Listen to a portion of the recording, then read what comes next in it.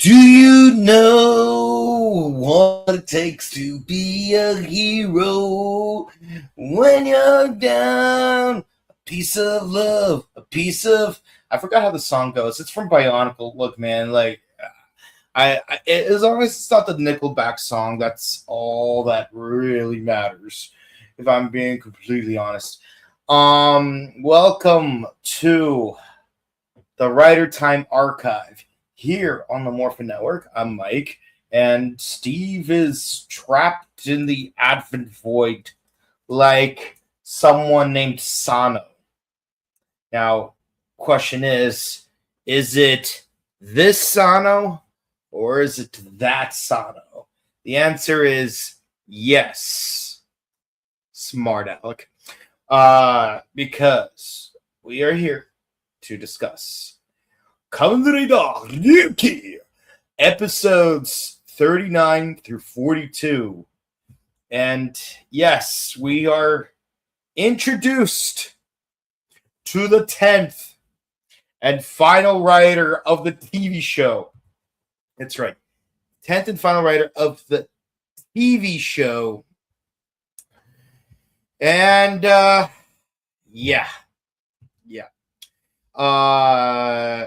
this makes all 10 of them. All 10 of them. Yeah. No more new riders in the TV run. I call bull. Yeah, we are owed what we are due. What we are owed is actually the concept of what this show had promised us. But instead, anyone take a good look at the grasshopper and just notice that there is no visor on it? Yeah. Have you noticed that? There is no visor on that helmet. There is no visor. It's just a solid piece. So you're telling me the suit actor has been like fighting blind this whole time? I mean, it could be tinted glass. No. There were times that I looked at this, because there's several close-ups of this grasshopper. Cricket.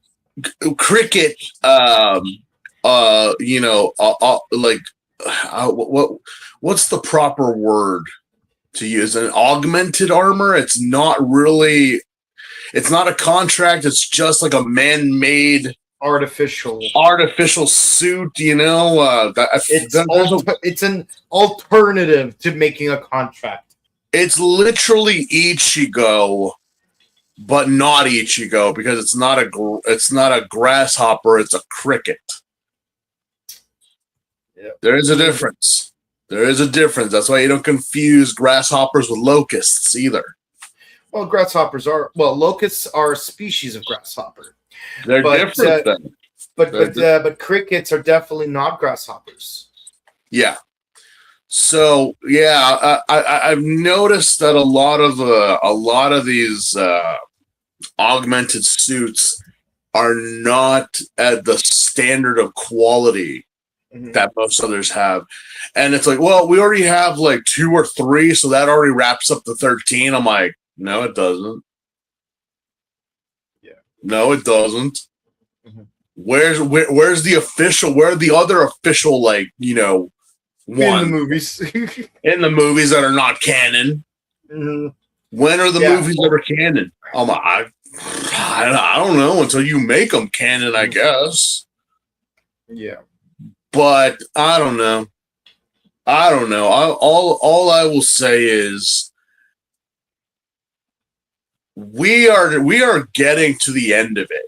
And it shows. It really shows that we're almost towards the end gate of this series. Yeah, we're finally introduced to sheer ghouls, which are like the first of 3 stages of like the final mirror monsters that we're gonna fight.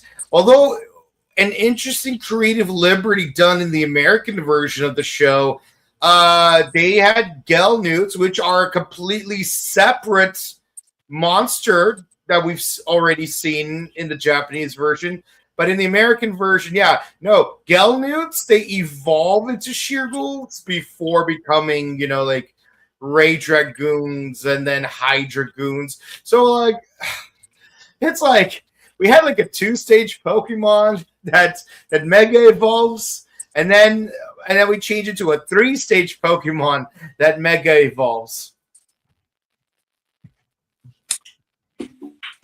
Yeah, you know what? Can we all agree that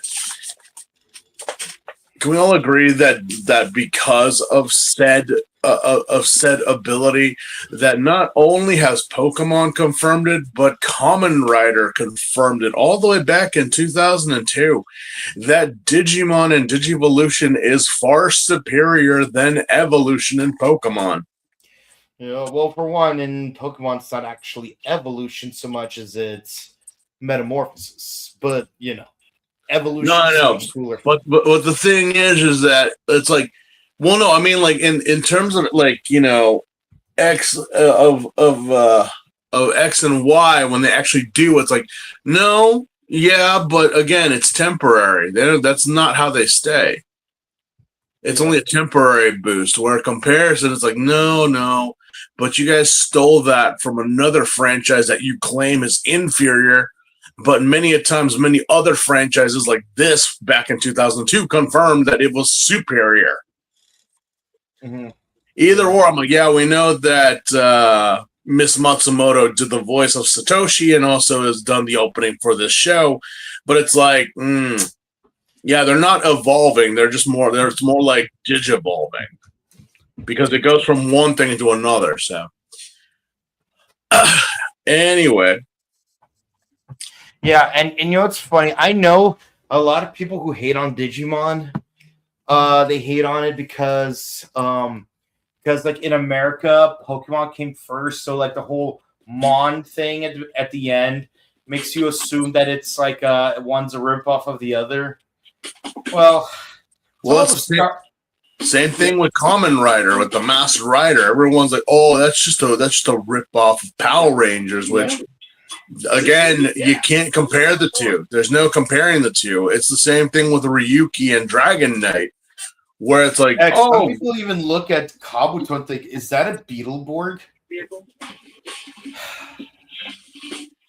If it is you know what? I'm surprised, but I'm like, you know what? If it is true, but yeah, B-Fighter is a lot different than Kabuto. I wouldn't mind. Like would not mind. Would not mind. The same animal motif. It doesn't mean that they're the same. Would not mind if there was a special that the B-Fighters, like both B-Fighter and Kabutos, joined up with Kamen Rider Kabuto, along with Kabutak. Yeah, so, like just having all the Beetle themed superheroes show up. I'm like, they've done it before. Why not? Now that they're doing anniversaries and specials, why not? Yeah. But, I noticed Kaiju no Kami recently released a video of like him reviewing Kabutak. And I like to, now I'm not going to make any assumptions to verify or disavow any particular rationale behind certain timelines, but I like to imagine that our show pertaining to Metal Hero kind of inspired him to do that. And Kaiju, if you watch this, please don't debunk this. But to all the to all the Star Wars fans and Star Trek fans, you forgot that you guys are not a binary. You're part of a trifecta. Oh, my heart goes out to Star Wars fans and Marvel fans as of right now. My God, what are they doing? I'm not even going to make any assumptions. I haven't watched Disney-related stuff in a while, so I did see The Mandalorian, even though I haven't seen the series. I'm like, it's all right. It's all right. But I'm like, okay, you know, my heart goes out to you guys. And before we continue onward with this review, let me just say right now to everyone who's watching, I was a little late because I was getting a little news from someone. Whether it be today, tomorrow, an hour from now, 2 hours from now, show some love and respect to the people that are in your lives. You know, make sure they feel appreciated. Because in these times that we live in, sometimes, especially for a man, we don't get the affection or the gratitude. I'm not saying that we deserve it or we need it, but just, you know, a simple compliment or just like how are you? How's your day going? Really would go really far, you know? So send your love to everyone and everyone around you and appreciate them, because you never know when there could be the last moments. Anyway, did we already do the title card? Yes, we did. Okay. So we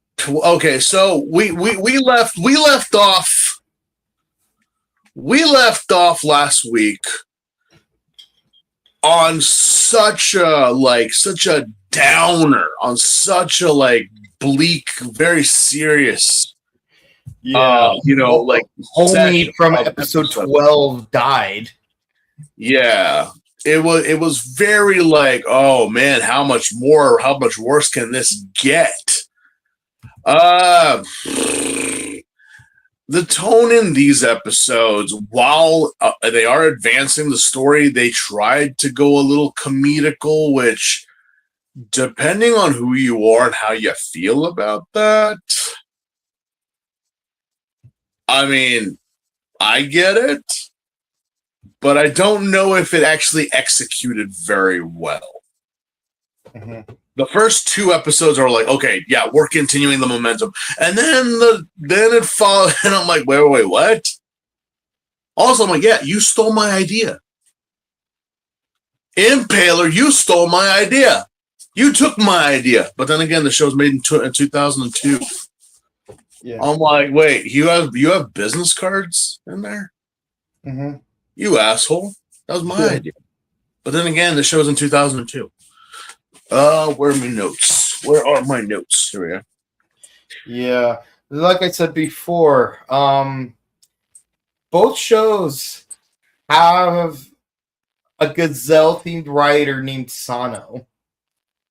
Did they keep the name for this character? It's kind of funny because the name of the character for who becomes Kamen Rider Impala, his name is Sano, like something Sano.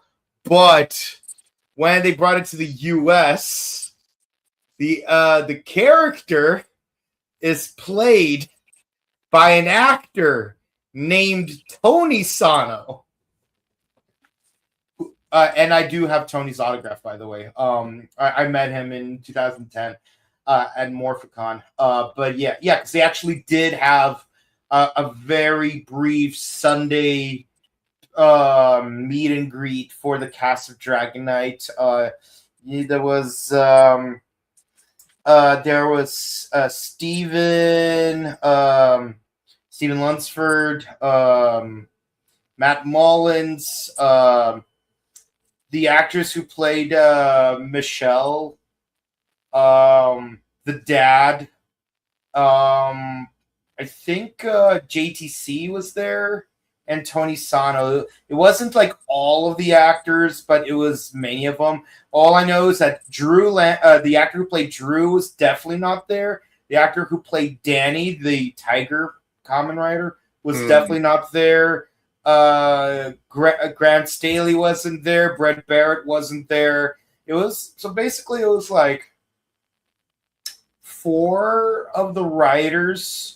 But sadly, Mark Dacascos was not one of the people who did show up, because then I would have been able to say, hey, I met the Crow. Mm-hmm. Yeah, more specifically, the one I grew up with.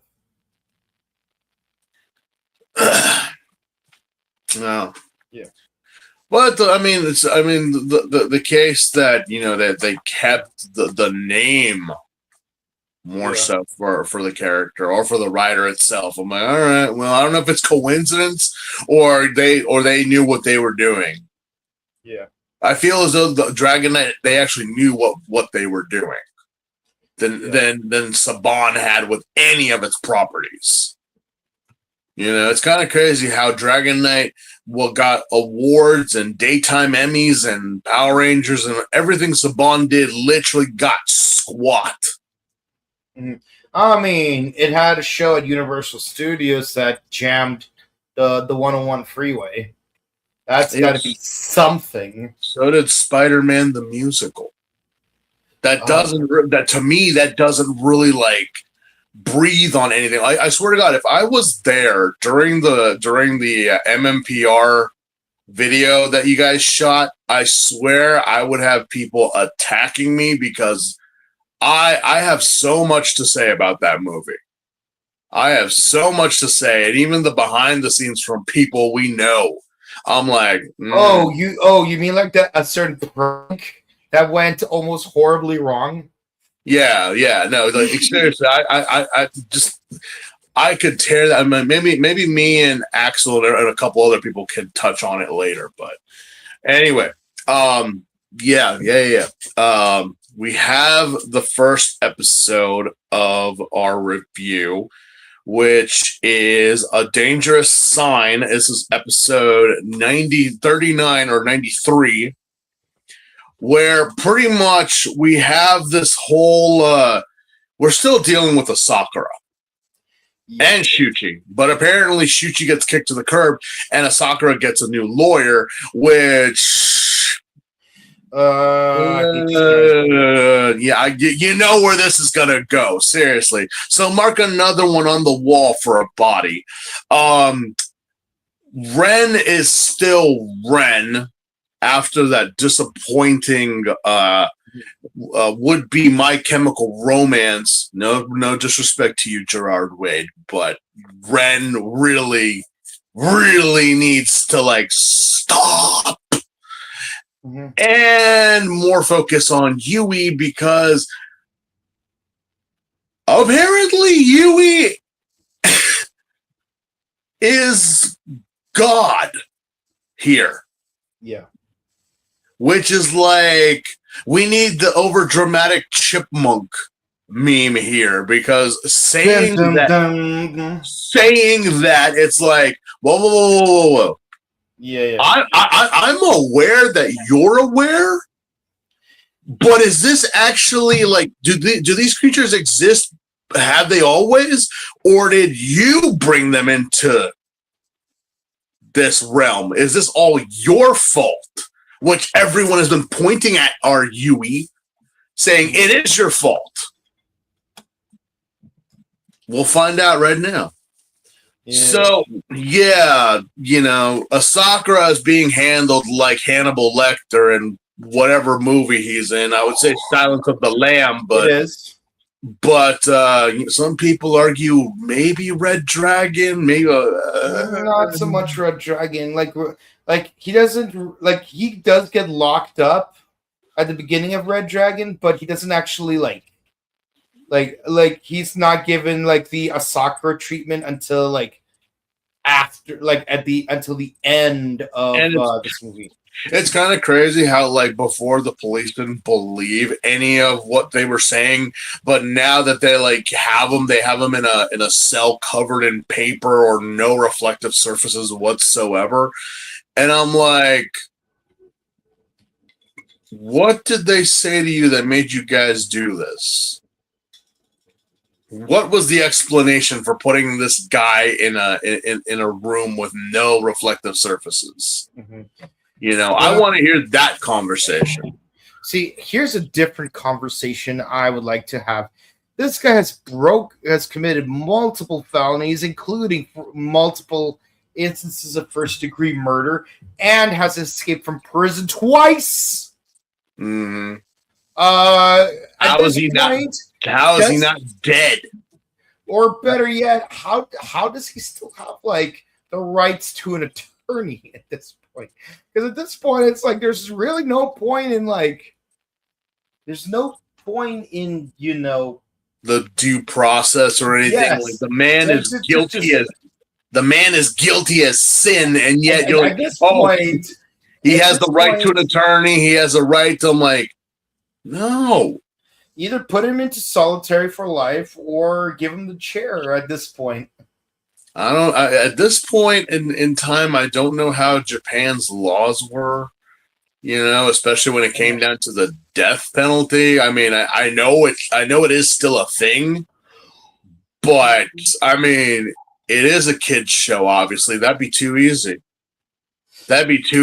I'm like, yeah, no, let a Sakura fry. Yeah, you could, you should, and it should be, and for the best for the citizens of Japan. But Sakura has plot armor right now. We can't just kill him, which would be too easy at this point. His new lawyer is nobody. He's just some guy, some lawyer that Shuichi is just like, yeah, no, I'm like 1,000 times better. Then why did he go for this guy then? He's planning something. He's doing for the rep. Yeah, he's doing something right now. I know he is. And he is not gonna stop until it's said and done. I'm like, yeah, you're damn right he is, because he's a psychopathic killer that everyone will grow to become a fan favorite. And yet at this point in time, this was when the Japanese NCAA or the NCC, that's my bad, was really coming down on Ryuki, because by my notes and research, these episodes that we're reviewing were possibly the highest ranked and the ones that people were talking about the most. So that people were watching for entertainment purposes, but also because look at this degenerate and what he's doing. He's corrupting our children. No, I think Pokemon did that. Yeah. Anyway, Pokemon is devil watching. Just kidding. Anyway, the Beatles. Ren is still a little shooken up from what he did, but guess what, Ren? You don't have to be shooken up. Why? Because you didn't kill him. You didn't do anything to him. You didn't even scratch him. In fact, you want to know what you did? And this is something I'm like, yeah, no, that's an old trope, but it works. What you literally did, you were shadow boxing. Yep. You were fighting nothing. And yet you make that display, and it's like, I knew I didn't kill you, Shiro. Then what the fuck was that then? What the hell was that? Yeah, you know what? I can't really die. I am, as Josh Brolin once said in media that, again, is now a waste of time. I am inevitable. Yeah. Yeah. No, I guess. But does that mean anything? As of right now, yeah, because this is the final boss and we don't know how this is going to go. But it's like, they're going to try to kill you, Ren. Yeah. What? And Ren falls for it like literally. Like, Ren, why are you paying attention to the creepy guy in the mirror? Why are you listening to him? I mean, I know you're paranoid as all hell, but come on, Ren. It's like they're gonna try to kill you, Ren. No. Not Shinji. No, of course not Shinji. But everyone else, Sakura will duh. That tiger guy is gonna kill you. Well, of course. Yeah. And there's gonna be another rider too. There's another one? Yeah, we gotta meet our quota. Oh yeah, that's right. So yeah, Ren just decides to be a jerk again out of nowhere. Which that's pretty much the highlight of this episode, except for like the last 5 minutes where like, you know, like where literally we have a flashback of both Shiro and Yui as children drawing as children do, but they're drawing the contract monsters. I'm sorry, what? Excuse me, what? You're drawing them. You're actually, you know what these things are. You know. So did you guys make them? Or have you seen them? You know, what's the deal? We don't really know. All we know is there were drawings. Yui remembers them, and it's like, wait, what? Then what's my connection with all this? That's a very good question, Yui. What is your connection here? That's a very good question. Yeah. So I'm like, oh, please don't tell me that the girl is going to be a martyr. Please don't tell me the girl is going to be a martyr. Harry Potter and the Mirror of Obscurity. I'm like, you know, I never really liked that, especially the fact, the fact that, like, you know, oh, yeah, certain characters knew from day one and that was their whole plan. I'm like, you know, I'm not saying it's a betrayal. What I'm saying is that why didn't you guys just do that if you knew from day one? Why wait? Yeah. Why, like they said, why are you, you know, letting them grow and become a pig to slaughter? Why not just slaughter the little sow right now and get it over with? We wouldn't have a story if we did. Naturally. And I'm like, well, okay. So yeah. Oh, we also do kind of get more or less more of a light on our Tiger and Cricket guy, which, again, the premise of being a hero here is really, really starting to shine through again. Because what exactly is our White Tiger actually doing? Like last episode, he said he didn't want to kill Yui. Now he's saying he does, and he's like, "Well, I'm doing it to save the world." I'm like, "How?" Because regardless, you guys were doing that before, and you're still saying you're the good guys. Yep. Which contrast to popular belief, everything you guys have done has not been for the benefit of mankind. Mm-hmm. It's more like you're trying to save your skins, not the world. Yep. So I'm like, and also it's like, again, if you knew what was going on, why didn't you just do it? I don't know. Because now we go into episode 40. Yeah. Is that? Which was and the lawyer and like the bogus lawyer is like, I want to build rapport with you. If you want to build rapport, then give me the contents of my that they've confiscated for me. Well, I can't hand them to you, but I could show them to you that they're okay. Works for me. Yeah, a Sakura is a crafty bastard. Yeah, like seriously, to the police. How many times do we have to teach you this lesson, old man? Yeah. Yeah, no. Sakura is truly, truly crafty. 100% throughout this. No wonder he has become a fan favorite and kind of a template for other writers later on, both heroes and villains. Yeah. You know? Yeah. Meanwhile, a bunch of Zells show up, like causing a mess, like a whole herd of Zells. And it just so happens that Smart Lady managed to get a picture of them while taking photos of her iguana. Yeah, in episode 40, Memories of an Older Brother and Sister. You know what? It's always refreshing to see Smart Lady and Megumi just being themselves in this show at times. Yeah.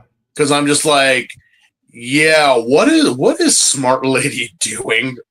She's doing what any eccentric girl who wears glasses do. She has taken up photography. What does she take photography of? Whatever and whenever. I don't question it. Yeah. They do it for themselves. Believe you me, Jesus Christ, I know way too many. Yeah. You know what's funny? It's funny when you look at her in Ryuki versus look at her at in Fies, like it kind of gives you the whole Tommy February versus Tommy Heavenly vibe, but except here Tommy February is the baby face instead of the heel. Yeah,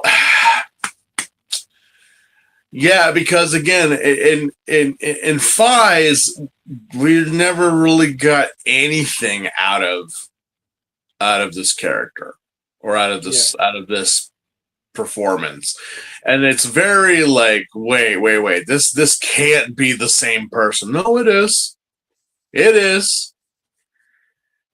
But they're more alive in this. So yeah, that's because Smart Brain Lady is an advertisement. That's all she is. She just keeps on repeating the same lines over and over again. She literally is just an AI. And that's where this actress actually plays it off very well, because even in Ryuki, she was an AI, but she was an NPC, but she was one of those NPCs that like are in the game and it's like, wait. Let me talk to her again. What did she say? Is it proper for this game for a character like that to talk that way? Apparently so. It's one of those joke NPCs. I was like, but we actually have her doing stuff. And yeah, again, it's again, the All Red Journal they're the only ones that are getting this, and it's clearly by accident. Yeah. Because again, Nautica took the photo. She got it was a gazelle that she took a photo of. It was one of the gazelles, I think. Yeah. And it's just like from there, like already Reiko has already been like more or less like, Shinji's been acting weird, because obviously she's noticing that he's been disappearing a lot. And also it's like, how is it that a Sakura like was able to disappear, but also Shinji's disappeared? Like, what is going on? And it's like, now again, it's like it can either be considered dumb luck or stupidity that these people of a lesser known publication, it's almost as if the National Enquirer literally like unraveled the Epstein files. Mm-hmm. Wasn't the New Yorker, wasn't the LA Times, wasn't any of these. It's like the tabloid newspaper, the penny saver. TMZ are the ones that literally uncovered and unredacted the files. Who would have saw that coming? Not me. Mm-hmm. No way. Like, see, you're kidding me, right? No, that's what happened. Because it's like, would you ever think that no, how? Like, they just did. Okay, well, yeah, what do I have written down here? So Tiger's about to kill Ryuki. He got overwhelmed by Zells, but then the professor stops him. So Shinji's basically in the hospital bed, safe and sound. That's good. Yeah, Shinji got his ass kicked by the tiger out of nowhere. Like, they were fighting mirror monsters, and once that was done, this tiger, this piece of shit. What's this guy's name? What is his name? Yeah. Let's see. Toru? Is it? No, the tiger. It's not. Sento. Yeah. Or Seto. Yeah. This asshole. This asshole just out of nowhere just starts killing just like beating the hell out of Shinji, and it's like, whoa! I thought you guys were like, no, well, I was, but now I'm not. Why? Because I realize that you're the one that's going to stop me from my goals and blah blah blah blah blah. And I'm like, a minute ago you were going to kill Yui, and then you're saying you're not, and now you want to. Make up your goddamn mind. Seriously, what the hell are you trying? I mean, this is just the tiger. This is just Seto. This is it. The professor, the doctor, because he does have a confrontation with Ren in this episode, that apparently the doctor has a family. Mm-hmm. And it's like, and of course I'm like, okay, so he's a family man, so I get where he's coming from. You know, he wants to protect his family and his, but Seto over here is like, no, the professor is beyond such things. He doesn't. Shut the fuck up, Seto. What the hell? I don't care if your name is Hideki or Satoru. I've noticed that you should never trust someone named Tojo. I'm just like, who the hell? Like, you don't speak for anyone here. I mean, you killed your fellow colleague last episode. You're here like, I speak on behalf of everyone. I'm like, holy shit. Mm-hmm. Are you seriously trying to flex and say that you speak for everybody? It's like those assholes that are like, I think I speak for all men when I say, and it's like, what? I don't agree with that. Do you agree with that? Mm-hmm. It's like, what? Yeah, men can't be friends with women because women are like, what? Huh? Why don't you just admit that you're literally a tool? Why don't you just admit that? You can't control yourself around anybody. So the worst case scenario will happen. Just admit it. That's who you are. That's what Seto is. He's literally speaking for everyone. But the professor himself is like, he's keeping quiet. He's like, but he's not submissive. He's not like, he's just like, what the hell are you talking about, kid? Because yeah, there's also this whole thing where, of course, Shinji is in the hospital. He's banged up. Everyone comes to visit him, including Yui. And even so, Shinji's like, I don't know if I could even go on with being a Kamen Rider or a hero anymore. Oh, because again, he's having that battle fatigue, you know, which every hero has had that, you know. I mean, seriously. Mm-hmm. Batman, Superman, Ultraman, you know, the Kamen Riders, you know, they've all had that battle fatigue where it's like, am I even making a difference? Am I even doing anything? Like every day there's, you know, Nazis with luchador masks and poisonous cockroaches and amalgamations of sea urchins and jaguars and now mirror monsters and the undead and what, I don't know what the hell that thing is over there, but that thing too. It's like, am I even making a difference anymore, Yui? Am I even making it happen? I said I wanted to protect everybody, but it's not working. And it's like, yeah, here's the point in Ryuki that I think it might have been mandated, but again, it works in this sense that a hero is a thankless job. A hero is not about glory. It's tough. It's hard. It's mind-boggling. I'm almost thinking like it's almost, you know, do we care about the mental states of our heroes and everyone after the battle is over? You know?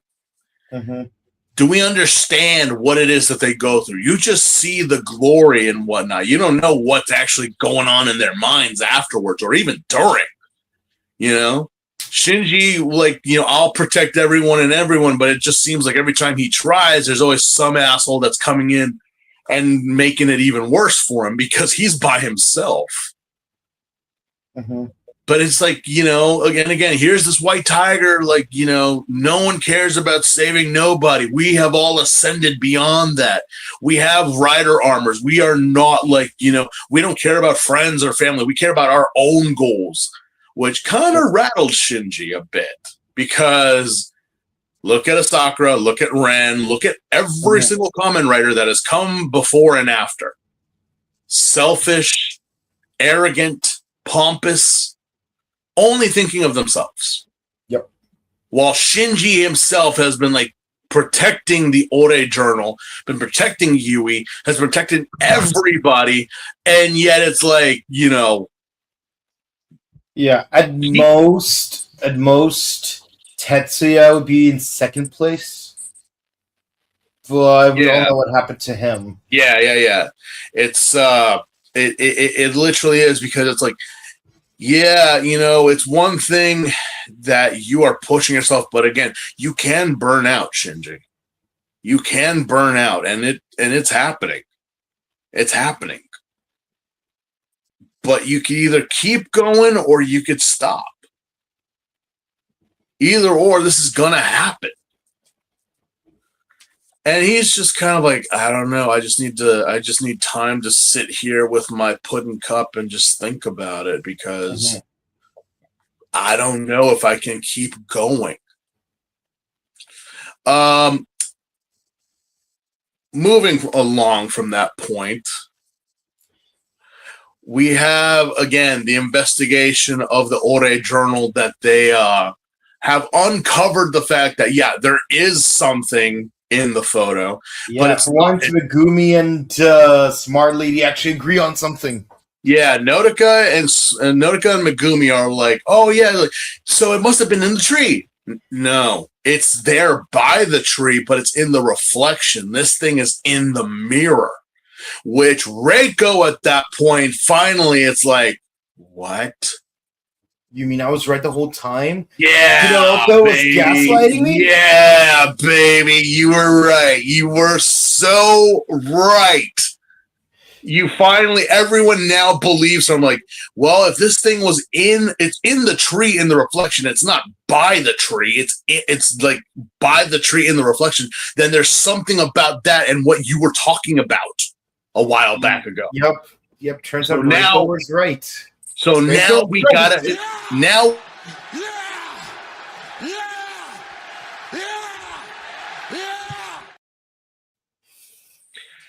It just, I'm like, all right, great. We must investigate. On another note, Kinoka fills in as the attorney's like, what? No, Morimoto was supposed to be. No, he's sick. He's sick. Sick. But unfortunately for Kitaoka, it turns out he had a speedy recovery. So wait, no, he took the things. No, we gotta stop him. And I'm like, oh yeah, he's gonna pull. Look, he's gonna do a Joker right here. And yes, they see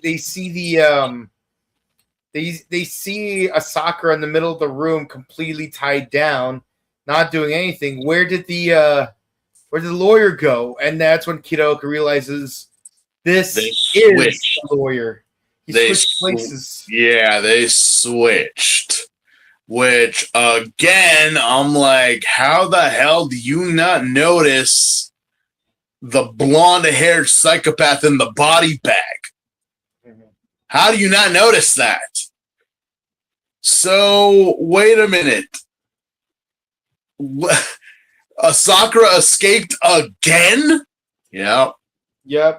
And to the police. How many times do we have to teach you this lesson, old man? Oh, I love the attention of the young people. Yeah. So, other than that, we finally get a pep talk with Yui and Shinji, and that kicks off a battle in the mirror world. There's Ren, there's Asakura, Shuchi's there, everyone's there. they wind up having this big battle. You know, Tiger's there. Discount at first it's Knight versus Alternative as Zero and Tiger. And yes, we finally get to see Alternative Zero's final event where Mad Rogue turns into a motorcycle and he spins out. Yeah, if this wasn't a reference to Ichigo, I'm like, there it is. It's right there. There it is. You know, I know it's not, but there it is. And finally, Shinji shows up, and I didn't know the motorcycle had fire breath breathing action. But it did. It literally mowed down all of the gazelles. And it's like, for some reason, he just tells the professor, hey, I know you didn't want it, but I saved your family. What? Yeah. Mm-hmm. You know, there was a mirror monster and I was going to attack them and kill them, but I protected them. I saved them. And it's like, what? The doctor says nothing, but again, Seto opens his fucking mouth, and it's like, you think the doctor cares about such things? He's surpassed, and the doctor literally tells him, "Shut up." Yeah, like why can't you be like a majestic stallion, a Sakura over there, and just fight quietly? Yeah, no, I swear, all we needed was a backhand. Like, shut up, Seto, just shut up. Yeah, and then Kitaoka sees Alternative Zero for the first time. It's like, is that a rider? Oh well, I'm just gonna shoot him down with everyone else. You know, it's like a super comic guru. Kill him like the rest. Wait, I'm not an Namekian. I'm a human. Kill him like the rest. I just kind of wonder, like, no, you know, seriously, just end them. No one's gonna die here. This attack should be like a one-hit kill, but we know at this point it's not gonna do anything. Like the weaker enemies, yes, they'll die. Everyone else is pretty much good. Yeah, but that all gets wrapped up and you know, everyone goes off to their own respective areas. Sakura, we don't know where he went off to. He's off hiding again. Shuchi has been suffering some ailments in these episodes, which we've not touched on, which again kind of maybe goes into what his wish was, because remember he said that to have immortality and the perfect body is what we as humans should strive to be. Why is it that we only have such little time on this planet instead of, like, you know, why do the good die while the stupid remain? I'm like, yeah, I think the reason why Shuchi has been talking this way and acting this way is because he has a terminal illness. I have a terminal disease. But what of my daughter? She also has a terminal disease. Yeah, I'm just like, yeah, tell me you're sick without telling me you're sick, Shuchi. Like, all that's missing is for him to go on a date with Reiko. It's like, sorry, just a cough. Well, he has technically in these two episodes. He kind of has been like not so well. He's like, but again, that's just a precursor to what is to come. Yeah, meanwhile, in the dead of the night, we see more Zells festering about. We see a mysterious rider with horns. Yes, we see a bunch of grazers, and here comes, I guess, the head of the herd. Yep. You know, just walking nonchalantly, and all the rest of these gazelles hopping around. I'm like, you do know gazelles do walk, right? Mm-hmm. They only hop to like, you know, to expand their, like, you know, it apparently is better than, it's like a second gear to before they start running. Yeah, pretty fast gazelles are when they're hopping. You know, you know, it's crazy seeing ibexes like climb the side of a nearly vertical wall. Well, I mean, ibexes and mountain goats, I mean, those things are literally a miracle of this world. Like how that is physically possible. that only proves that the higher powers had a sense of humor. Like legit, like really? Yeah. Like goats, quadrupedal grazers literally have the power of Spider-Man. Yeah. Mm-hmm. Yeah, no joke. You ever seen a snow leopard try to attack an ibex? It's freaking hilarious. I'm like, no, the goat, the damn thing just like hop. While the damn snow leopard is like, yeah, that sucks. Yeah. That sucks. Yeah. So it turns out the reason why like all of those Zells were swarming all the other characters was because turns out this mysterious 10th and definitely final rider was actually there the whole time, hiding in the grass. And much like the other Zells, he manages to hop away while everyone escapes. You're telling me that this guy has been here since day one. He's just been like all the rest of the grazers, keeping within the herd and blending in, not really like making a noise unless it was necessary. So I always thought it would be very interesting if he's been around since episode 3 when we saw the Zells for the first time. I mean, we did say that these certain mirror monsters do, hunt in packs. They're in a group, so it wouldn't be crazy if he was there the whole time. I mean, the fact that you have business cards, that's not something you just get like right away.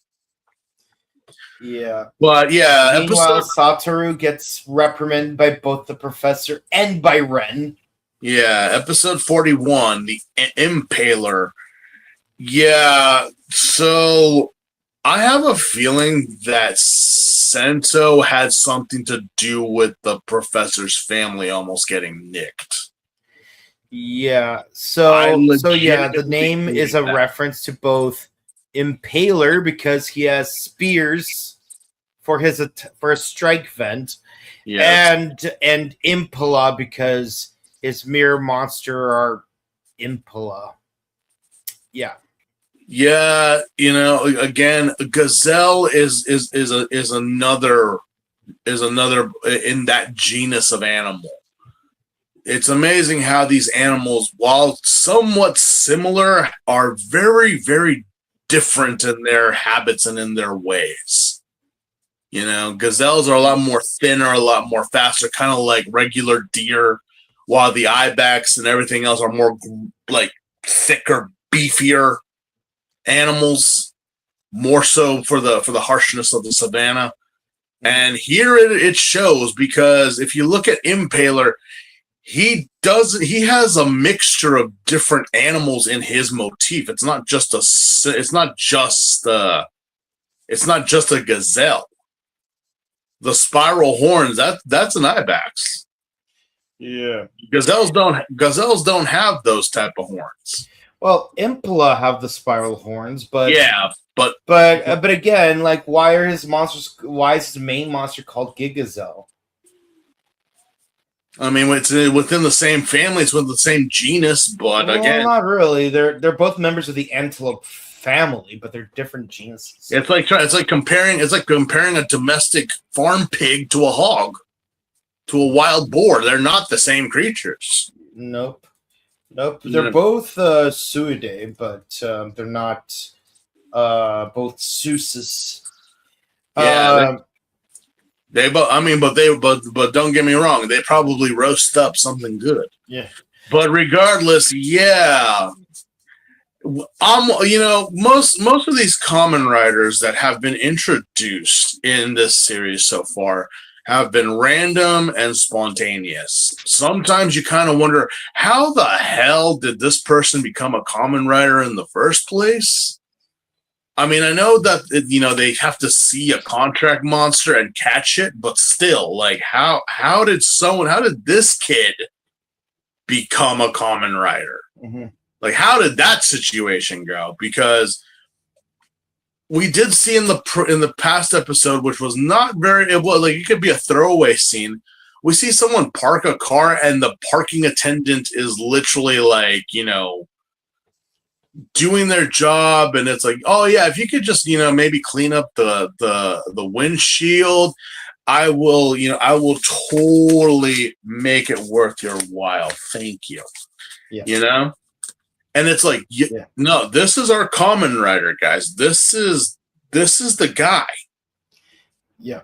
Like this kid. Yeah. Mm-hmm. We've had murderers, psychos, lawyers. We've had just straight up punks. And here we have this very jovial, enthusiastic young guy who has enough time to make business cards and introduce himself as a Kamen Rider. Professional Kamen Rider. Professional Kamen Rider, which I'm like... You guys are amateur Kamen Riders because you don't get paid. I'm a professional Kamen Rider because I do get paid. Who pays you?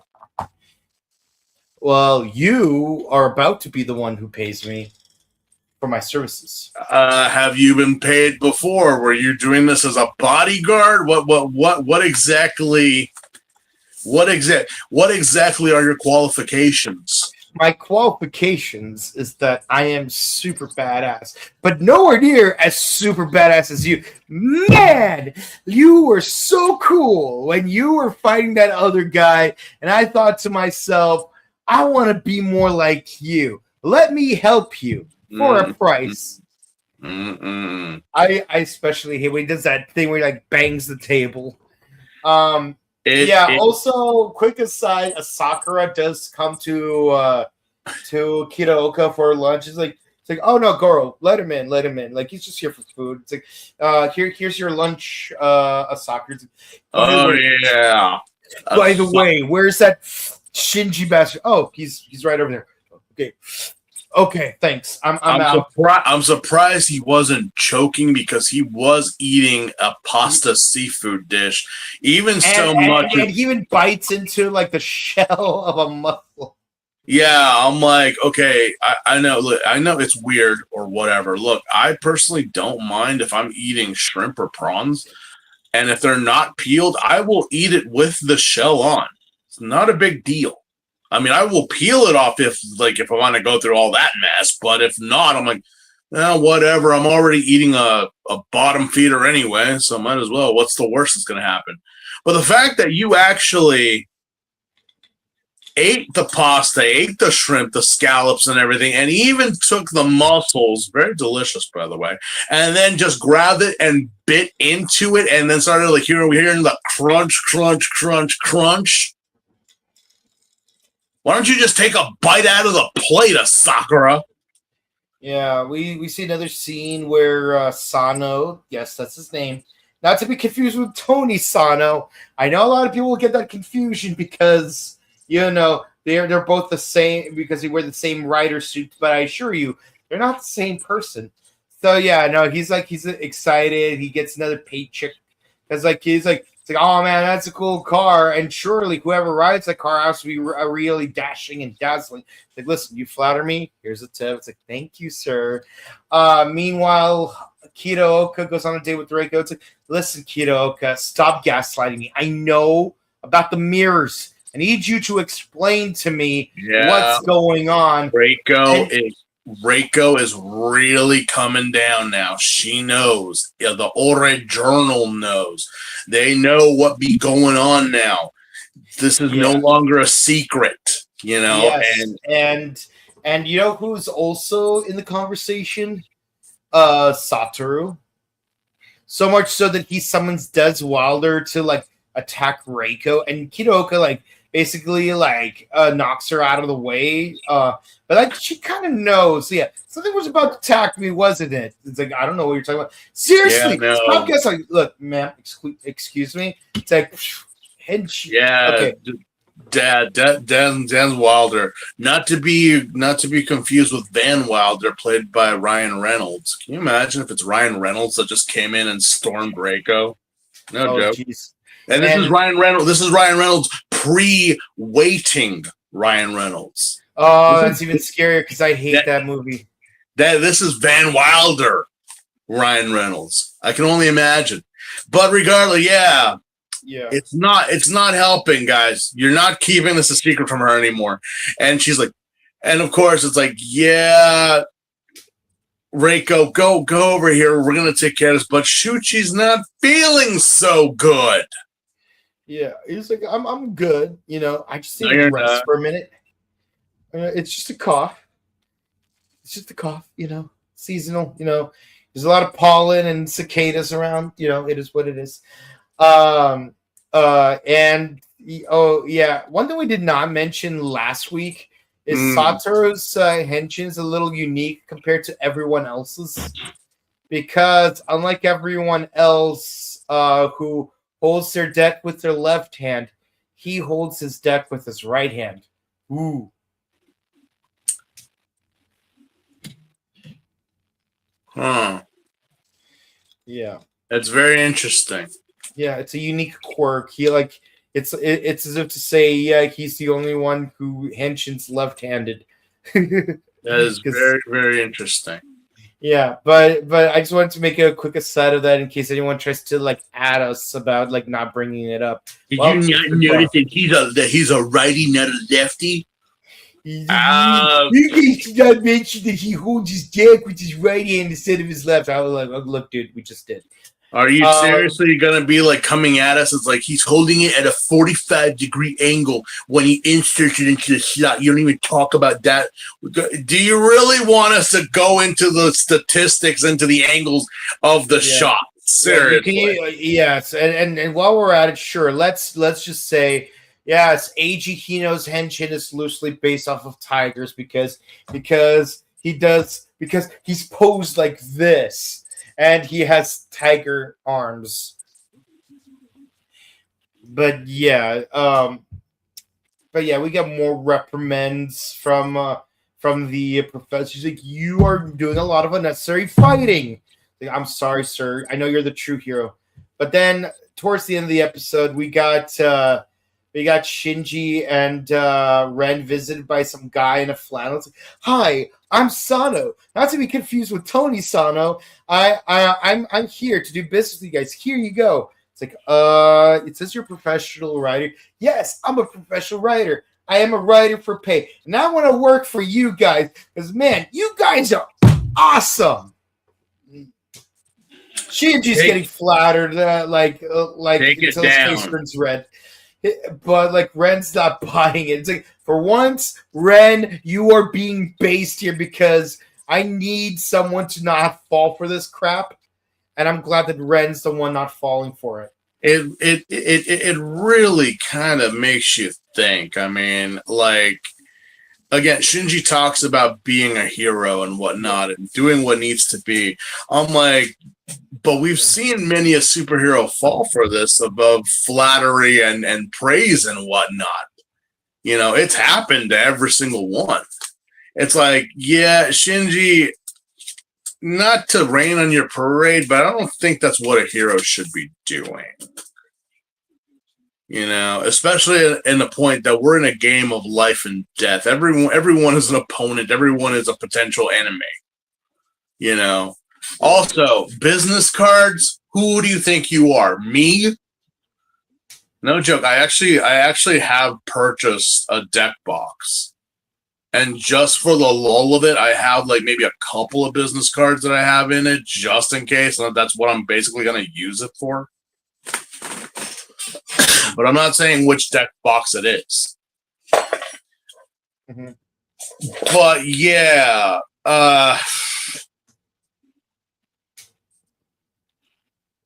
yeah, I don't think not much actually happens after that with this guy. Mm-hmm. I mean, most of the confrontations are just, internal within the cast themselves. Mm-hmm. You know, the professor and his people, Ren and Shinji, Sakura, everyone's kind of just there was no mirror monsters here. There was pretty much nothing from what I understood. Yeah. But that leads into the last episode of our review, which is episode 42, Room 401. Yes, we are finally introduced to sheer ghouls. And yes, it's time for Mr. Sano to show what he's made of to the 401 gang. You know, what exactly has Sano done in these besides being a massive goof? I mean, he reminds me of a hired gun, but kind of like on the level of Vash the Stampede. Yeah. Not to compare him so much, but I mean, attitude wise, kind of The also world maybe made of money, power, and fame. it's kind of like also my attitude when it comes to jobs and work. Like most people think that, oh, you're so aloof, you're so like, but let me say this, you might think that, but I finished the job in half the time, or I finished the job within the time and then some. The person that was super serious is still on step one. There's no need to rush. There's no, because anyone who rushes, that ain't gonna work out. Yeah, So yeah, it's funny. It's funny because it's like some people like need like classical music or lo-fi, and and like it takes them a while to get stuff done. But me, like I just like put in like quietly put on some heavy metal, and I'm just like in the zone. Like it's like, but it's like some freaking it's like that meme that's like, I wonder what he's listening to. And it's just like, well, like, he looks like a guy who listens to rap.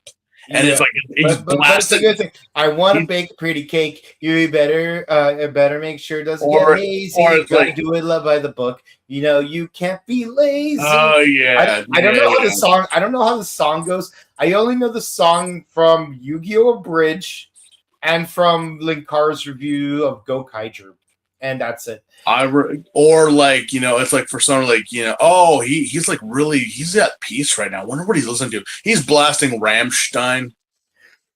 Like, That's just nothing wrong with me too. Nothing that's just the thing. I'm like, I know people that I'm like, like, oh, what are you listening to? You're like so relaxed, and it's just like you're listening to like anime intro music. I'm like, that's fine. Yeah, Or- Sometimes I use.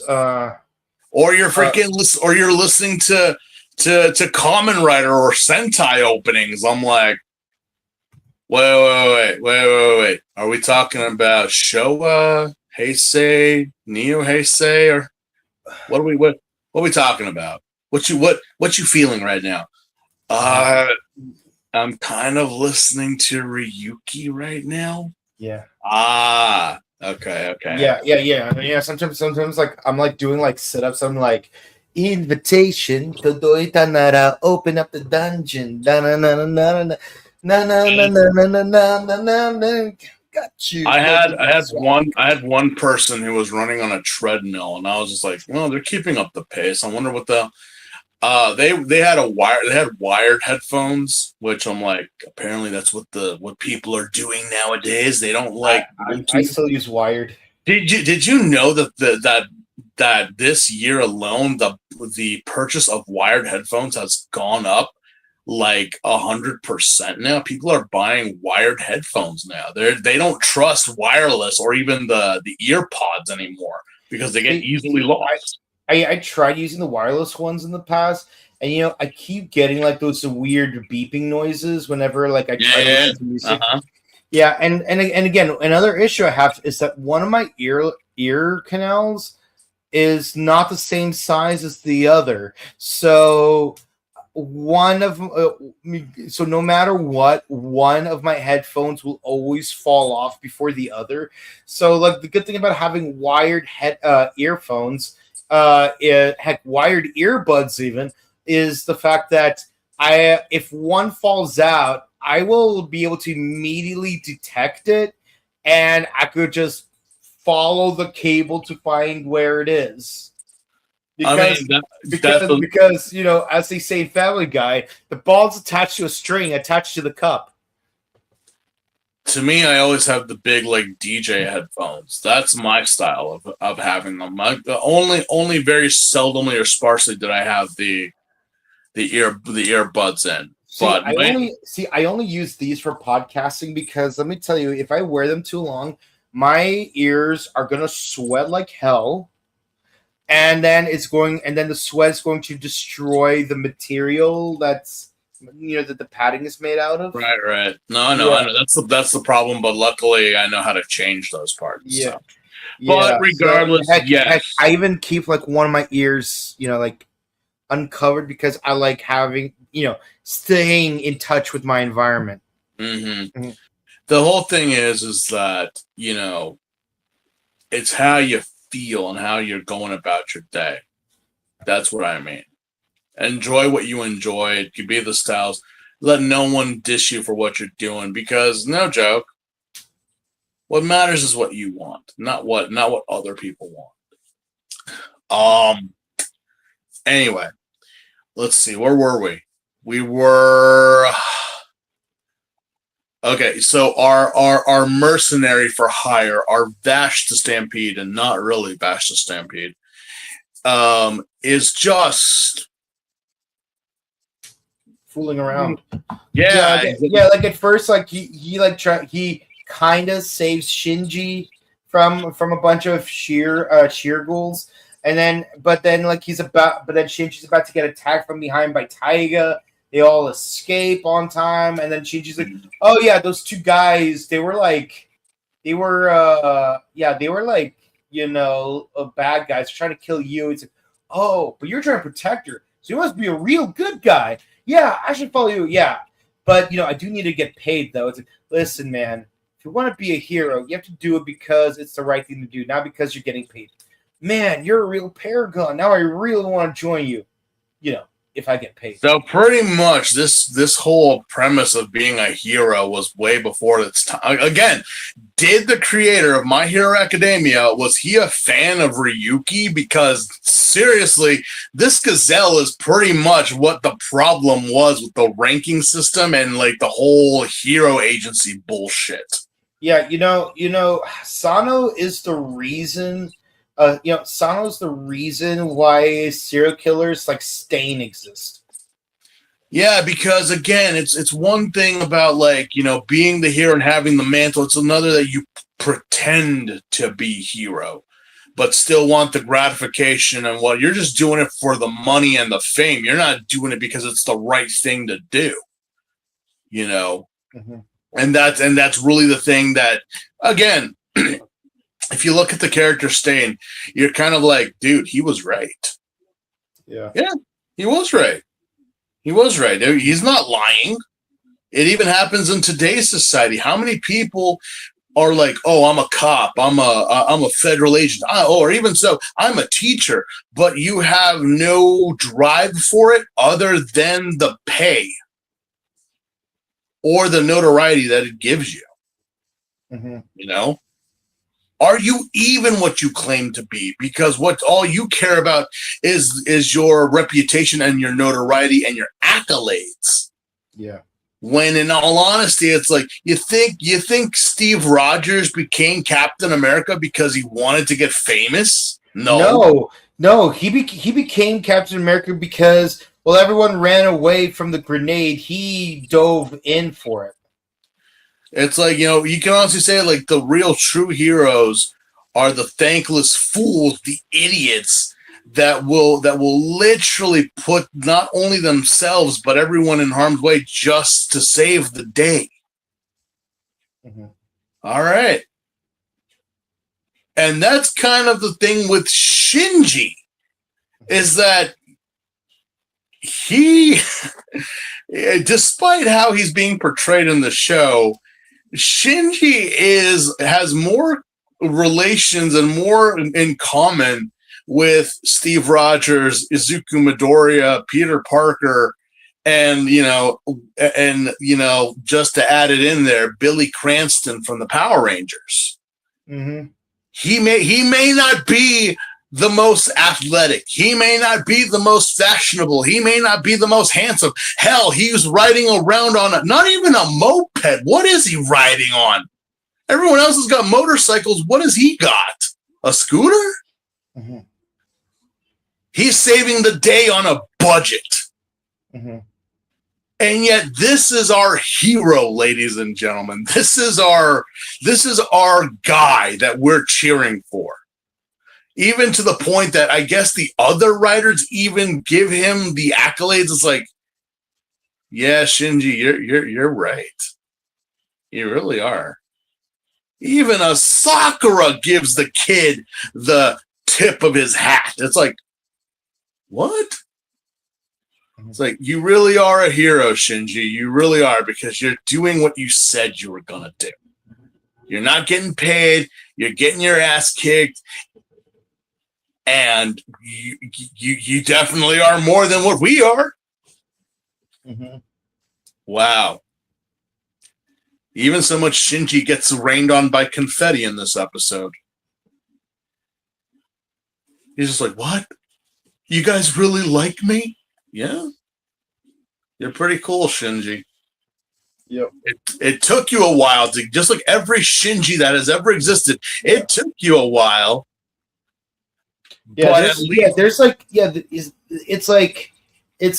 there's a difference between Midoriya at the start of My Hero Academia versus Midoriya at the end of My Hero Academia. They're still the same person. They still have the same ideals. It's just that it took walking the walk to really appreciate the talk that's being talked. Yeah, no, and you realize, like, yeah, it's not so much, I mean, you've been through what the great hero All Might went through. You know that it was like, oh, it looks cool on a YouTube channel to see that fight, but you actually went through it and realized I may not live to see the end of this fight. No. Yeah. So massive, massive respect everyone is giving Shinji at this point. Mm-hmm. So, yeah, I guess it's time for us all to join forces and, you know, go against the Gazelle and the White Tiger and the Timu Cricket because, yeah. Yeah. So, again, I don't get this this B team over here. I don't get it. I mean, like, 1 minute they want to kill Yui, and then they don't, and now they do, and then they're having dinner with the professor's family, and it looks like Seto's about to kill somebody. I'm like, what are we trying to portray here? What exactly is going on here? Like, Seto, do you want to just kill everybody? Is that it? Do you feel like everyone is beneath you at this point? Explain, please. Yeah. Because now it's like, yeah, hey, you Gazelle boy, I want you to go get Yui. We're gonna get rid of her. Again? Is it Tuesday already? Seriously, it's like Tuesdays, Thursdays, and Saturdays, let's kill Yui. But if it's a Monday, Wednesday, or Friday, it's like, no. Yeah. No. What about Sundays? No, we rest on Sundays. No. Yeah. Yeah, like, yeah, I have to take my family to church because I do have a wife and son. No. We gotta get to the Waffle House before it gets packed. But Professor, Kamen Rider Ryuki's on Saturday. I know, but like us, we're a Christian family, so we don't have time to watch superhero time. We got to go to church. But you could join us for brunch, though. Okay. Will there be nice slices of cantaloupe and a Belgian waffle? Yes. And speaking of which, his son even makes him a picture. It's like, what was up with that? What was up with that? Because I'm like, because during that whole little thing, I'm like, Seto looks like he's going to kill somebody. Like, he's kind of mad that the kid and the wife are still alive. Like, seriously, I know that you don't have control over the Gazelles, but did you have something to do with that? Did you have something to do with them nearly getting killed last episode? One can only wonder. Okay. Yeah. But yeah, Yui gets pulled through again through the mirror. It's like that Michael Jackson song. I'm getting strangled by the man in the mirror. Yeah. Damn it, Yui. So what now? Shinji's got to go and save him, but it's him versus an entire herd. It's that whole scene from The Lion King all over again. Yeah. Meanwhile, surprisingly, we have Shinji, Ren, Kitooka, and Asakura in a room together, trying to decide what to do with the situation. Like, do we seal the mirror? Do we kill Yui? Do we fight these guys? Do we do what Shiro said and fight each other? It's like, and like everyone, and it's like watching that Jubilee video where it's like 1 versus 20. Yeah. But they all came to an agreement. Surprisingly. What? You all agreed to protect Yui. Mm-hmm. Yeah.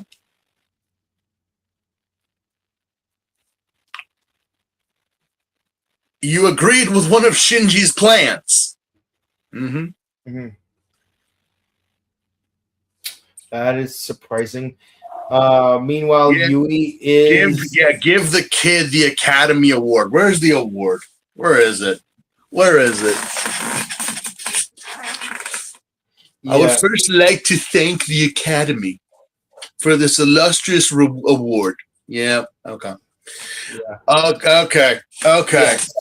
So Shinji and Sano go into the mirror to seemingly save Yui from being attacked, but then Sano just attacks Shinji out of nowhere. It's like, what are you doing?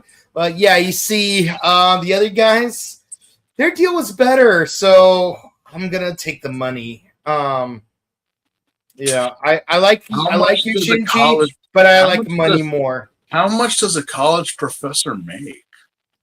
Also, what is the going rate for this guy's services? Honestly, I don't know, but honestly, I'd rather use whatever he charges per hour.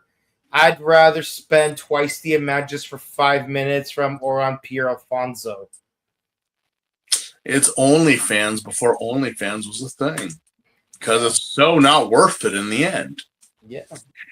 Yeah, so again, this gazelle be gazelling because it's not making much sense. Yeah. In turn, we have the scene from The Lion King where there's an entire stampede of these grazers just coming in and attacking Ryuki while he's trying to save Yui, and Yui gets slammed into a corner, and we're like, oh shit, oh no. She's about to get run over, and they stop.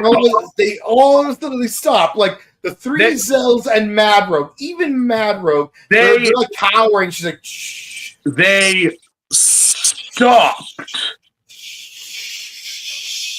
What? They were charging at her at full speed, ready to slam her and make her into a pizza. Literally a smear on the pavement. And it's just like they just stopped. And then she goes all full Donald Sutherland and goes, like, just for some reason, the point of the finger is enough to stop them. Just like, she's got a finger. She's got a finger. Yeah, and so she causes the four monsters to attack the 401 trio. But then all of a sudden, the professor gets attacked by a Tojo of all people. It's like, Tojo, my boy, why are you doing this? Yeah, see, Professor, I've decided I don't want to seal the mirror anymore. And yeah, just like how having brunch with his son was heavy foreshadowing. I love you, Daddy. Yeah, he Tojo kills the professor. Sensei, you're the most important person in my life. That's why I have to kill you before. Oh my god! Are you telling me this white tiger is a fucking tsundere? Yeah. Are you Worse, telling he's me? probably a yandere. Yeah, a yandere. I'm sorry, a yandere. Are you seriously like, get away from my senpai? Yeah, no. He's like Grimlock from SAO, where it's like before I knew it, she started being a warrior. It's like, sweetie, I didn't have time to make you food, but there's some frozen food in the fridge. I had to go do a raid with the girls. Bye. It's like she was no longer the woman I married. So to preserve her memory, I had her killed. Schmidt, you understand, right? No, don't talk to us, you bastard. Yeah, like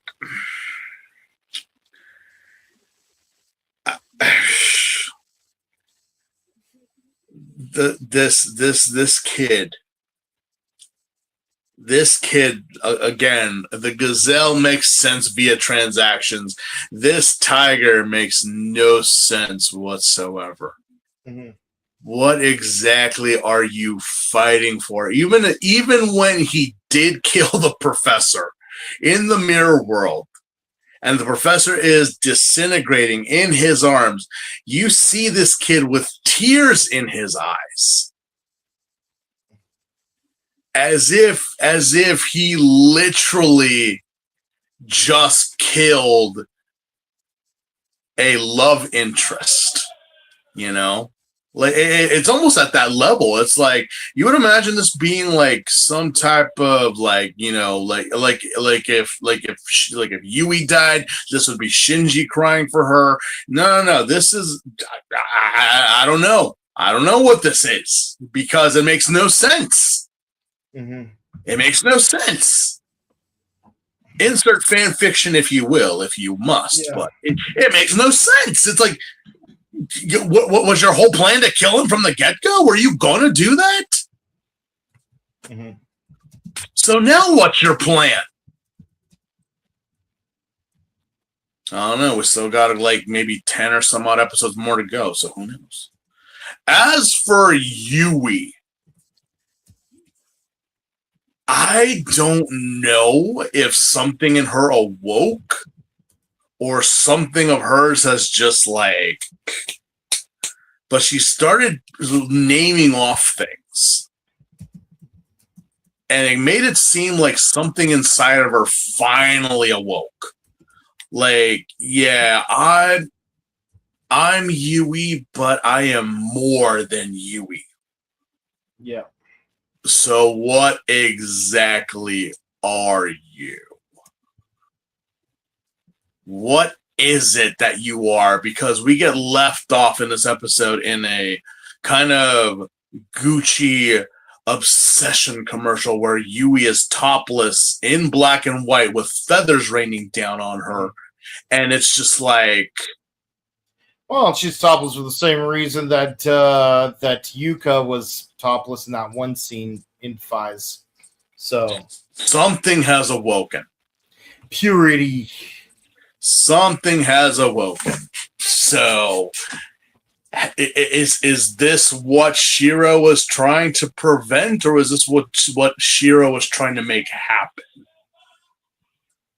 We'll find out next week. Mm. But that, ladies and gentlemen, is our review of 24 through 93 of Kamen Rider Ryuki. Yeah. And... oh, boy. Okay. All right.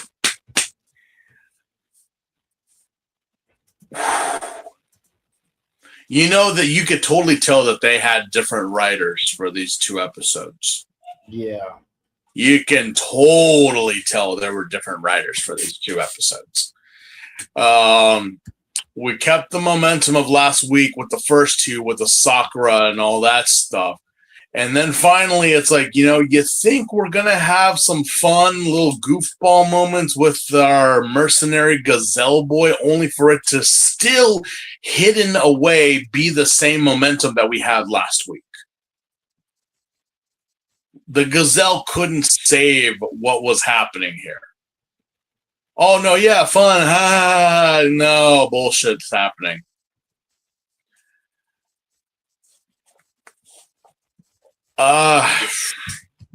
Now the question is like, okay, so is Yui, is this legitimately Yui's fault?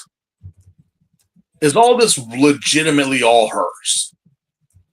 Because right now I'm in that camp now that I'm actually looking at her at a different way now. Mm-hmm.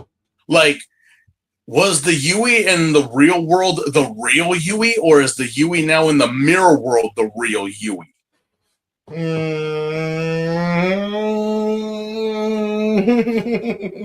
That's the question. That's the question, because as you all know, the mirror world is supposedly a reflection of our own, and everything that goes in is reversed. So it's like, yeah, if Yui was, again, she was very vaguely in the mirror world a few times, but now like her exposure has unlocked something. Yeah. So what exactly are we actually, is something awoken in her, or has this always been her? I'm starting to wonder, how would this season be written differently if it was done in like the Reiwa era, for instance? Like, would Yui be the final boss instead of Shiro? One can only wonder. I don't know, because remember, like, them trying to like put a female in charge of like anything back in the Showa era. Heisei, I would believe it. Like Neo Heisei, I believe it. But again, Ryuki was pretty much the foundation where most Kamen Rider series have now taken place. Mm-hmm. Like in terms of storytelling. Before it was just a simple bad guys be bad, good guys be good type of story.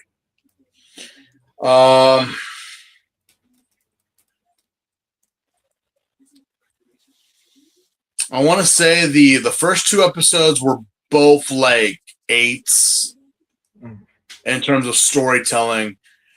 Actually, you know what? The entire section was 8s, except for the last episode, for the last final moments with Yui. It elevated it to a 9 because now we have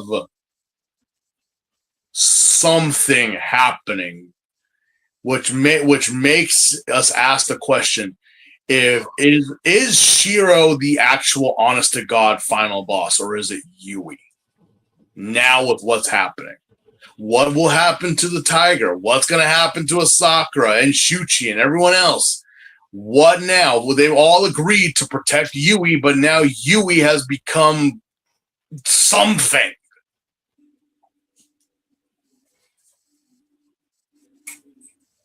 I'll have to wait and find out. That's all I can say. That's all I can say. What's really interesting is that I'm like thinking back on it, and I realized that by technicality, so far, we only ever had one female final boss in all of Kamen Rider. Mm-hmm. And it's from a season we already reviewed in the archive. Yes. And only by a technicality. It's Jam. Yeah. Yeah. But again, that's just by technicality. Yeah, because it's technically a dude possessing a chick's body. Yeah, technically. Happy June, guys. Uh,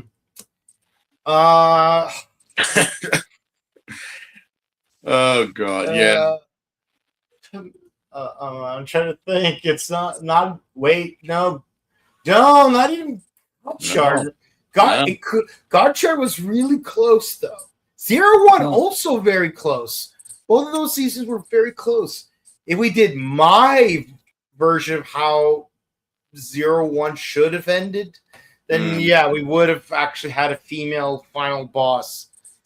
Also by technicality, because they would actually be a Huma gear, but still. All right. But no, I agree with your scoring. It's all 8s and a 9. And mainly because it's like plot thickens, we introduced to yet another selfish writer. Just another flavor of douchebaggery. Makes us appreciate Shinji more. And of course, we have the obligatory "it's just a cough," not just from Kita Oka, but also from the professor, because I love you, Daddy. Yeah, whenever you have a kid and they drew a picture of their dad, I'm like, bro, just say you're 2 days away from retirement. Yeah. You just bought a boat called the SS Live Forever. Like, seriously. Ask Dan from the Thriller Killer Clowns, I'm gonna live forever, and then he immediately dies. Yeah, I'm just like, just do that. Seriously. I'm like, no, he's gonna die. He's gonna die. Our obligatory 11th or 12th rider, which technically is not a rider, is dead and was killed by his obsessive boyfriend. His boy toy, to be more accurate. Oh yeah, you know what? Seriously, maybe that was the thing. Maybe it was, you invited your boy toy to dinner with your wife and son, and it's just like, oh, this is my work colleague. Oh, yeah, it's like audacity. Did you take her out on a date? Yes. Where? Out of town. I didn't want anyone to notice us. And what's your boyfriend say? Chuck. I mean, my very good friend. Just friends. Oh my god. You know what it is? It's also because it's not like that. It's a cat. Have you ever seen those overly possessive cat videos where the cat is getting affection from one, and then their partner comes in and tries to give them, but then the cat hisses or starts backhanding them with their paws. Yeah, I'm like, no, seriously, this could possibly be a hidden message. I'm not saying it is, but how it was all being played out, it's like the fact that you're carrying this man in a kind of operatic. Okay. Where's Catherine Zeta-Jones when you need her? I didn't do it. You would have, if you had been there, if you had seen it, you would have done the same. Yeah. So I'm just like, I'm not saying that such themes are happening in this episode, especially with this, but we have had Shuchi and Goro kind of play on this a little bit, and then here it's like, what again? If he was your colleague, your professor, why are you carrying him at the end of an opera, crying your eyes out as he's fading away by the death that you gave him? The poor little rabbit. And it's like, was there something going on here? Yeah. Was there something going on here that I'm not understanding, or that you're trying to hint at? And I'm like, hey, that's fine, man. We're in the month of June, so I mean, proper, but okay. All right, we'll just leave it at that. Yeah, we'll leave it at that. All right. I hate both Tiger and Impalo. They are two different episodes of annoying. Yes. Yeah. But one is, none are tolerable. None are tolerable. You know what it is? It's the extrovert and the introvert. That's what it is. That's what it is. Mhm. Like, seriously, Sento is one of those people that's kind of shy and meek and just does his own thing. And I'm like, I swear to God, they're hiding a knife underneath that coat or that jacket. I swear to God. As for what's his face? Sano is more of an extrovert and just, bubbly and happy and whatnot. I'm like, and just that table bang thing. yeah, it's annoying. They're both very annoying characters. They're not intolerable, but it's just like they're just annoying. Yeah, I totally agree with that. I agree with that. Yeah. The plot finally thickens with Yui. I love the Don Sutherland reference you made. Oh, you mean the one that goes like, The whole invasion of the body snatchers type of thing. yeah. Honestly, if she did give off like some kind of like, crazy sound, then I'd be like, yeah, no, this girl ain't human. She's not. There is something inside her. There's something ain't right. Something's not right here. Mm-hmm. Yeah. Yeah, just 8 episodes in a movie to go. No rush, honestly. Yeah, I mean, honestly, I'm really impressed. So, like, it's like we got this done in like what 13 weeks combined, maybe even 15 weeks combined. We started off with nothing, and now we're getting somewhere, and it's like, no. Yeah. Well, and like you'd think, oh well, we took a 2-week break because I was in Japan to like, but yeah, no, we should have been done by now. But I'm like, hey, if we make it to the end of June, I'm like, well, you know what? As and forgive me, but it's proper to say, for as gay as a show that this is, and the only one that could rival it is Oz. Finishing in the end of June seems proper. Yeah. Like, like if we do the batches every Sunday, we'll finish it on the 28th.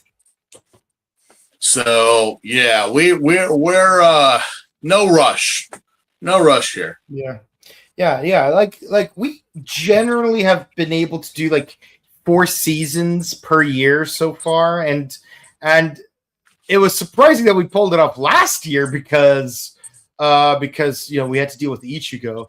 But then again, we did double down a little bit with Black, though. We kind of made the fans think like, oh, they don't like Black. They're just trying to get through it. I'm like, what was it that noticeable? No, we just wanted to start the next year with a new season. Was it that noticeable? Yeah, I didn't. It just so happens. Yeah, Black just was that kind of season where. Look, I know. Look, believe you me, I've had people respond to me and tell me about that, and I'm like, look, man, if it's your favorite season, that's great. I'm not doubting you. I see why.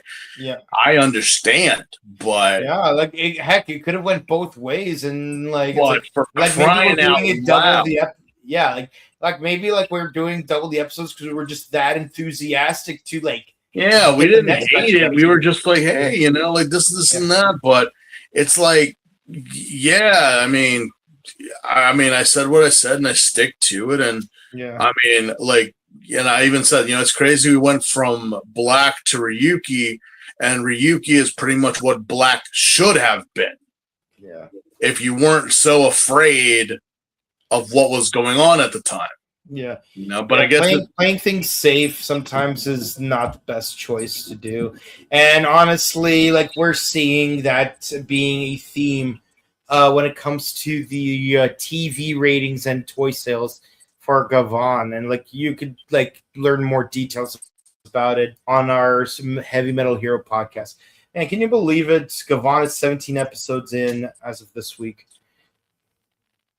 I still have not sat and watched it. I only just finished episode 15, so yeah. All right.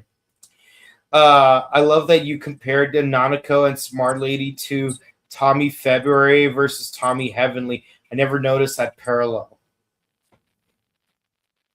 Well, I mean,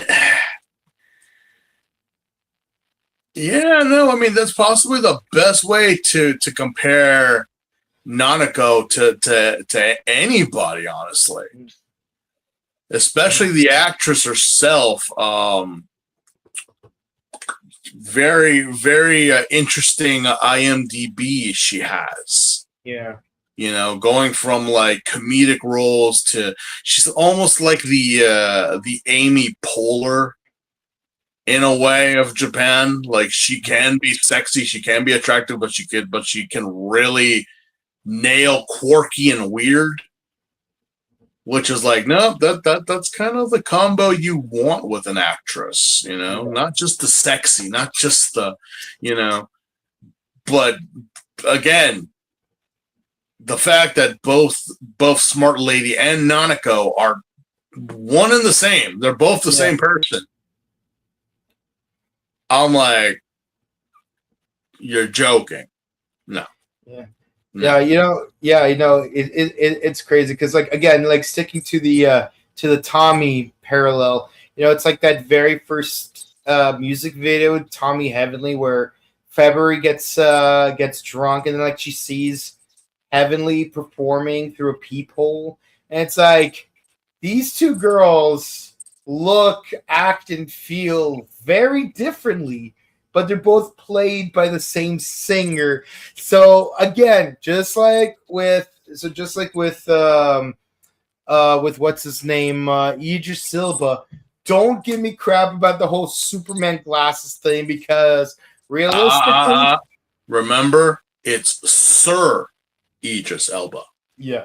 He got the point is, it's like you would look at a picture of Clark Kent and a picture and let's stick to live action because again, animated, it's easier to animate them to look identical, but real life Clark Kent and real life Kal-El, they do not look alike. No. Without thorough, careful examination, because the glasses, they really do change your facial profile. Mm-hmm. Yeah, they do. Yeah. And again, like, look at Tommy, look at Nanako and Smart Lady. It's like the glasses, they really change what you look like. Yeah. I can't wait to see you tackle a non-Japanese season of Ultraman this week. Yes, that's right.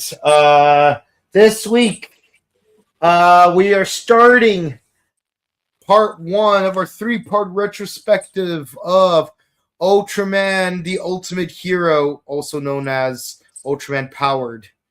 Because the Ultraman series where not much happens even in the kaiju battles. Yeah. Because of budgetary reasons. Yeah. But still, and we were gonna visit that season eventually, and why not this year when Kane Kosugi is involved? Mm-hmm. All right, let's do this. Yep, that's it for the comments, guys. Thank you so much for watching. Please be sure to comment, like, and subscribe to us on YouTube, Facebook, Twitter, Instagram. Ding the bell icon to stay notified for latest videos. We like to discuss Kamen Rider Ryuki, Kamen Rider sets, Ultraman, the Ultimate Hero, and Super Space Sheriff Gavon Infinity. Check out our sister channel, The Buttery Show, where we discuss things, movies, TV shows, vlogs, video game news, and much, much more. And of course, if you want to meet us in person, we will be at Power Morphicon on August 28th through the 30th. A lot of actors are going to be there, including Kane Kosugi himself. I'm like watching through Die Ranger right now, but I'm going to do Time Ranger right after because Time Fire is going to be in the convention, and a lot of actors. Ninja Storm, Mystic Force, Dan Ewing's going to be there. Good times. I'm excited. And yes, we will have a table, so please say hi to us. We love you guys. Until next time, we hope you have a great June.